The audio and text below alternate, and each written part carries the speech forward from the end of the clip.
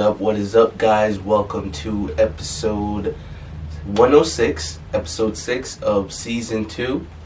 And, yeah, we're here still doing it, 106 episodes in. Yes. Still kicking it with you guys. The energy might seem a little bit low today. I'm super tired, whatever you want to call it, jet lagged or whatever. I've been bouncing from countries to countries, Jamaica to US, for the past couple of weeks, so bear with me. I'm still here giving it to you guys though, so we still here fucking it up. I do want to talk about the party though. That's where I'm coming from.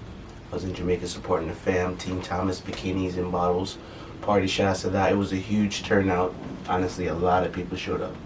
People flew in. I wasn't the only one, so thank you guys for supporting that. If you were there, there's a lot of prizes that were given, lingerie, glow nude samples, so if you were there, you definitely got to reap a lot of benefits when it came to, giveaways and stuff like that.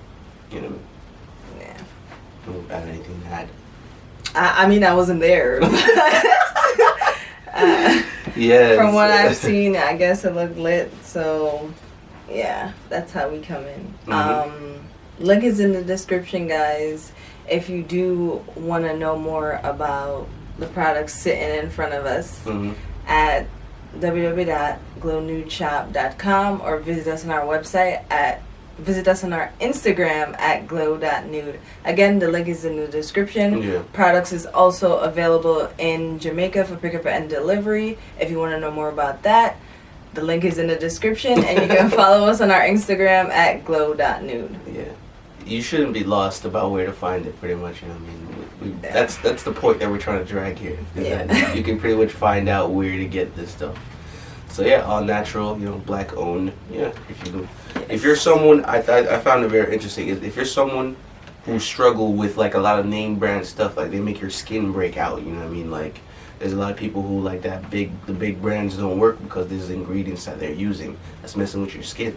So this is a perfect example. It's all natural, and it's good for your skin too, and it allows you to glow your natural skin glow. That's what it does. It brings out your natural skin's lightningness. So right. Shout out to that. And that's Glow Nude, by the way. That's what we're talking about. If you guys are confused, or if you're an audible listener, that's what we were pointing to that in the YouTube. Yes. And check out the YouTube too if you're just someone who listens to the audio version. Yeah. And subscribe and get those numbers up. Shout out to that. Alright, rocking right into it. So the topics we got for today. Boom, boom, boom. Dealing with tragedy. Is there a right or wrong way of doing so? I think so, absolutely. There's always a wrong way of doing something, and there's always a right way. I think the wrong way to deal with tragedy is to have whatever hurt that person, or whatever hurt you had for that person, go on to everybody else, you know what I mean? Yeah. Or whatever situation is left unhandled, now we're gonna handle it, you know what I mean? It's the worst time to do that, so I feel like that's always the worst way to deal with tragedy.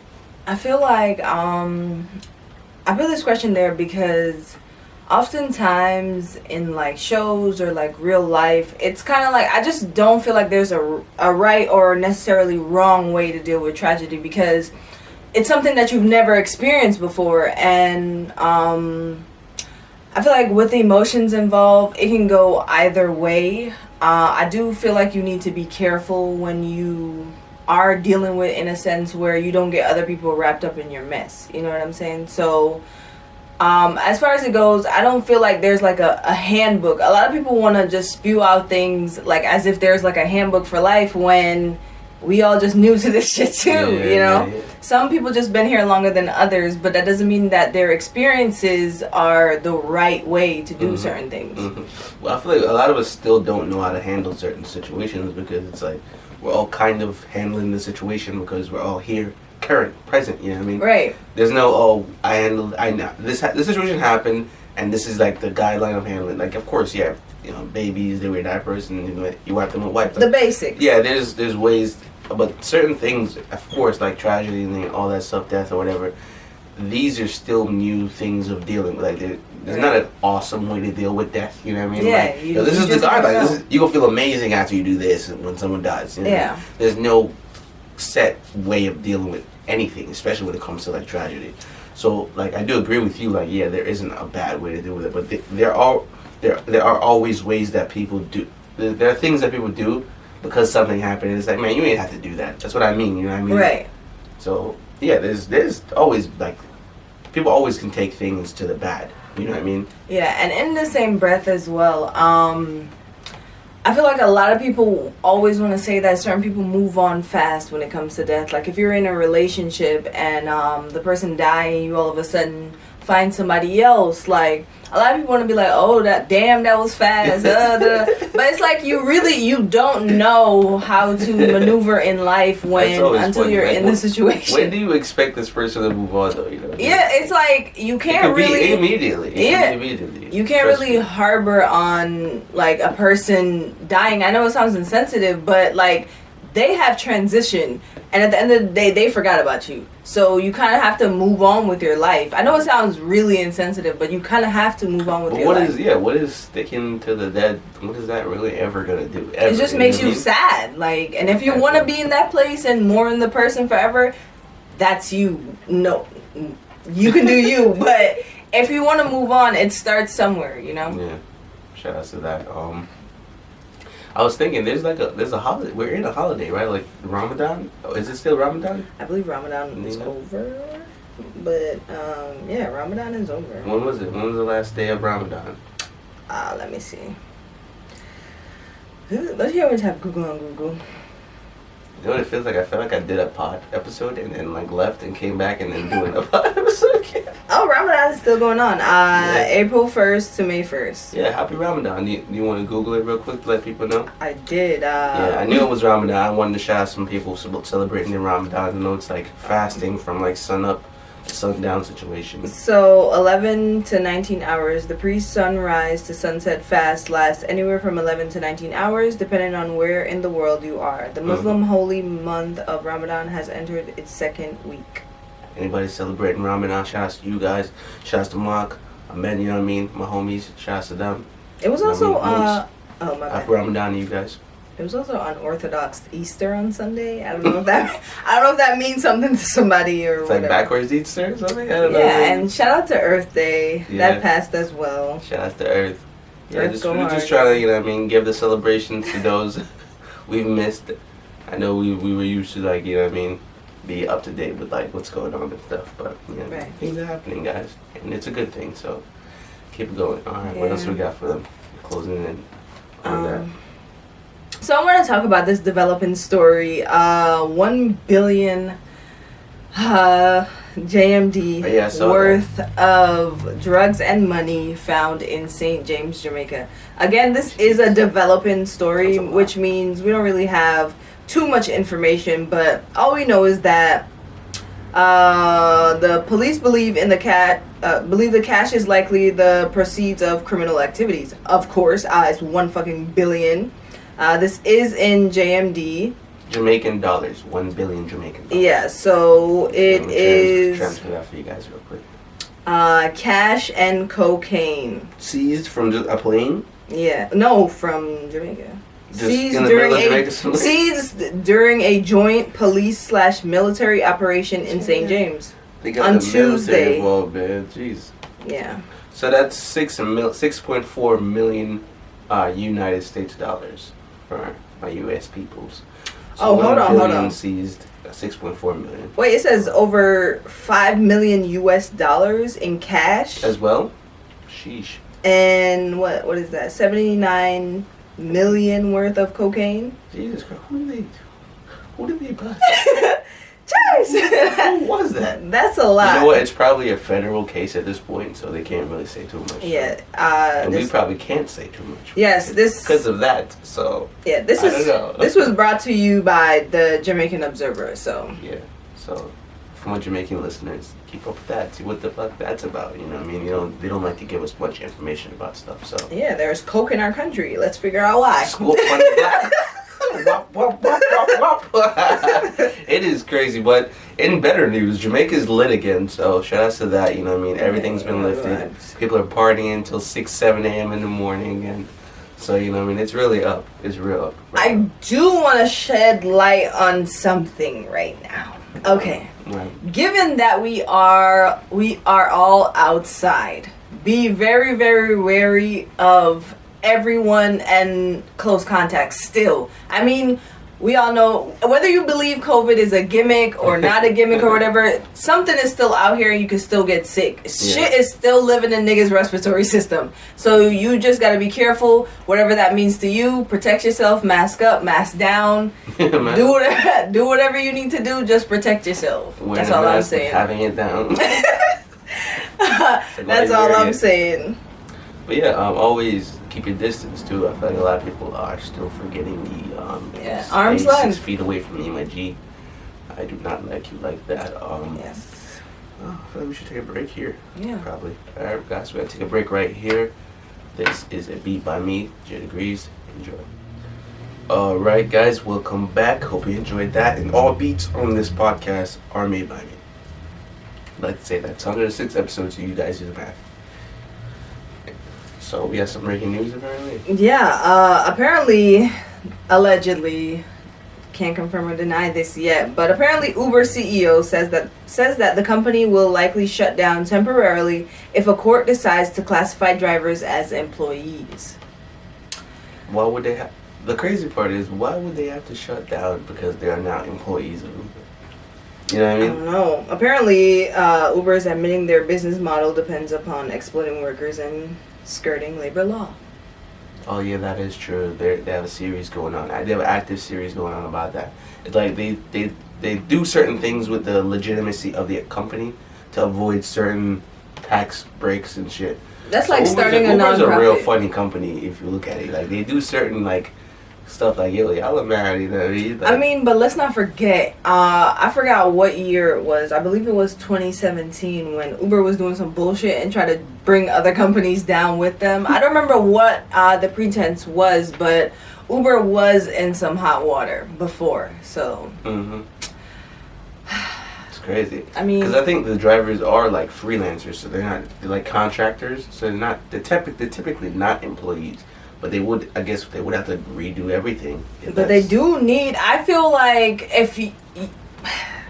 with companies like this, when people who are using the app kind of make or break your app, I just feel like, why not take care of them? Why not make them top priority? Like, I don't hear anybody complain about Lyft. That's a big issue, period, across the board with like major corp. Like they have a problem taking care of their employees. Like major corporations really don't like their employees. Like, they don't like you guys. They don't like any of you guys. They pretty much just want to squeeze. They just want to squeeze all the labor out of you, and then they're like, all right, we're done. When you look like shit and you're broken down and you're like, oh, I don't have time for my kids and your wife left you or whatever, that's when they're like, And then you die. Yeah. So I don't know. You guys can stick with these companies, take your 401k. Yeah, I mean, I'm not saying nothing. You know what I mean? Keep your day job. You know what I mean? Love, light, and family and stuff. Live, life, love. But like, when you really come down to the moral aspects of all these things, like it has nothing. Live your life. That's really what I'm trying to say, man. Yeah. Try to live your life. Book that flight. Take those PTOs. Don't, because at the end of the day, they don't care, bro. Honestly. They really don't. Honestly. We didn't mean to take it there, but like, it really sucks when you see stuff like that. You know what I mean? Like, a big company, like it's a household name. Uber is a household name. Why would they not want to take care of their employees? Why are the employees not getting any type of benefits? They're not getting any benefits. You know that, right? Yeah, these niggas talk about it in Uber so much. I'm like, yo, I asked for a quiet ride. Like, it's like a ride like this, I'm getting paid. It's like, my nigga, respectfully, you know how much this ride cost me? Yeah, like, don't tell me how much you get, because nigga, I'm paying. Like, the fuck.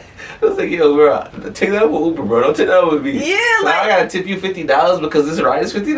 Yo, not for nothing. I gotta pay $100. I remember a time when I had a ride, and this guy he also drives with Lyft, and he was complaining on the phone with like Lyft corporations about how he's not getting paid. I'm like, I don't think this is appropriate for you doing this right now. Like, what the fuck, the middle of your ride. Yeah. I definitely gave him a 1 star. Pay those people, man. That's all I gotta say. Big corporation, pay these people. All right? Because these people love you guys, apparently. So, yeah. I don't know why you wouldn't to deal with them. All right, moving on. Let's get into How many times did your career change as a kid? I put this up there because I remember. It was a good one. I remember I used to walk around with like a sketch pad and a book because I wanted to be a fashion designer. I feel like once we realize how hard becoming certain things were, it's like, alright. I don't know. The thing is that like, I don't know what made me change my mind, but I wanted to get into fashion designing because I used to watch That's So Raven so much. Yeah, I feel like that's what it was. And then I started to watch what the frick is that show called? But I can't remember it. But all I remember is that these people used to be put in like a competition where you get materials and you pretty much get a challenge where you had to make outfits and stuff. I used to watch that nonstop. So after that, I kind of started to like cooking, where I used to watch the Cooking Network nonstop. So that kind of stuck with me for pretty much since after high school, where I just started to work as like a restaurant. What I'm trying to say is, you don't have to be confined to one box. You can pretty much explore everything, you know? No, I know that's the key, but I feel like hitting the nail with like how many times your career changed as a kid, I feel like that's such a monumental point in like becoming a person. Because like, say, all right, you, for example, you wanted to be a fashion designer, right? And like the things that have to happen for you to become a fashion designer, like the places you gotta go, you know what I mean, the people you gotta talk to, like, you realize what it took to do that. So it's like, no, not necessarily. I knew 100% what it took. I was watching these shows, like these niggas was under extreme stress. that's just a show at the end of the day. Well, yeah, that too, but I was also in talks with people, like my uncle, shout outs to him, he used to own a juice bar or whatever. I used to tell him all the time, and he actually was gonna hook me up with somebody from the Art Institute who used to work at Saks Fifth Avenue. So I was always in that realm of wanting to do these things, but I just didn't know at the end of the day if that's like was my bread and butter, you know what I'm saying? Yeah, too, money, like trying to be like a rapper or whatever, like these aren't things that get you paid immediately, you know what I mean? Yeah. And for me personally, You gotta love it. For me, I think I wanted to be a musician ever since the fifth grade. Yeah. So I wouldn't say my career per se ever changed. I'm actually in the career I wanted to become as a child, you know what I mean? Right. Musician, producing. So my thing is now that I am in the grounds of what I wanted to be as a kid, I'm more so like, what else is there to do? That's kind of why I'm, you know what I mean, doing podcasting, and like we're doing so many different things, you know what I mean, multiple business owners. So I feel like once you're someone who not necessarily achieve what you wanted to do as a kid, I feel like you're just never gonna be satisfied unless you find something that's you're like, man, this is it for me, you know what I mean? But would you say that you find that for yourself still, or are you still searching for that?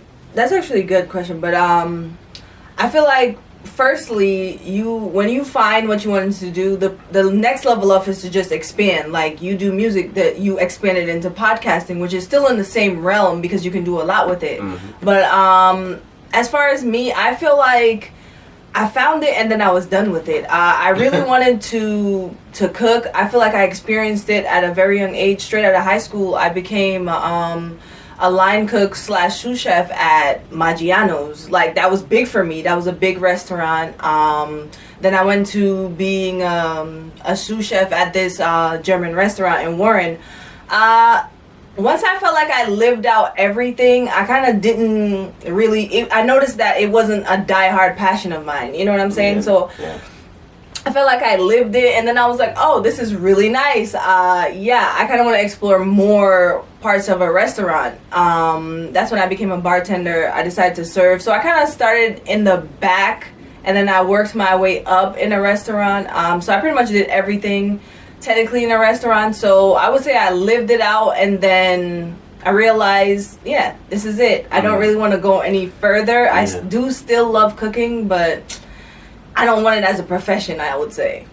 Yeah, and that's the thing, is like once you realize with that one specific career that it's like, yo, this ain't it, like I don't feel it. So yeah, like the kitchen is lovely, like I love being in it, but as far as a career, I don't think that's for me. See, the thing with me is I'm not a huge money person. Like I don't really care about the money that I'm getting from a certain situation. I only wanted to do cooking because I genuinely loved it, and I feel like when it became about the money, and like making extreme amount of money, because I am a parent at the end of the day. I was like, I really do care about it, you know. And that's interesting too. Like I feel like, as like growing up too. Like I'm not a parent, but I feel like it's important to try to mold your child into their passion, even at a young age. It's like trying to really help them figure out what they're gonna want to do. Because if you're growing up constantly not knowing what you want to do, and it's like, damn, I'm like 27 or I'm like 30 or like, I mean, it's okay. You know what I mean? You don't really there's know, no pressure on but figuring it's it like, out. to not know at all, and you're still like trying to figure it out. It makes life a little harder. You know what I mean? I would say just try. Too. Yeah, I would just say just. What I would say mainly is have something that makes you money to survive. And at the end of the day, if you have time, try certain shit. You never know. You know what I'm saying? You never know what you would want to do until you try. Big facts. I want to close in on that topic. Maybe have one more topic, or do you want to skip that, or what's the vibe on that? I feel like we kind of briefly discussed that topic several times, so I feel like we can, you know, we can skip that. Let's go into our music take, guys. Let's do it. I want to talk about AB. All right, this guy. I don't know. This guy. It's interesting because this guy was in the news for. Of course, we saw him take his shirt off. Everybody said he was going crazy. We're talking about Anthony Brown. Yeah. He was a player for the Browns. You know what I mean? It's a football player. They said he was going through things, but you know what I mean? Whenever someone does something, I always feel outrageous. I always feel like they just had enough, you know what I mean? It's never unprovoked, you know what I'm saying? Nobody just gets up. And people just go, oh, he's crazy. But anyway, I don't want to put that onto what we're talking about him for right now. He dropped an album, Paradigm. This album I'm surprisingly really good, because of course he's a football player. You know, a lot of these basketball players, these football players are trying to get into the music realm. It doesn't really work out. But I feel like he kind of did it well, because I actually like this album. Like I actually like at least 6 or 7 tracks off this album, and he's not like an artist I drive with. This is his first album. I didn't even hear music from him, period. So, you know what I mean? He's 33. It's a bunch of bops on there. Paradigm, again, AB Paradigm, Anthony Brown. Yes. I'm fucking with Business Boomin', that has the baby on there.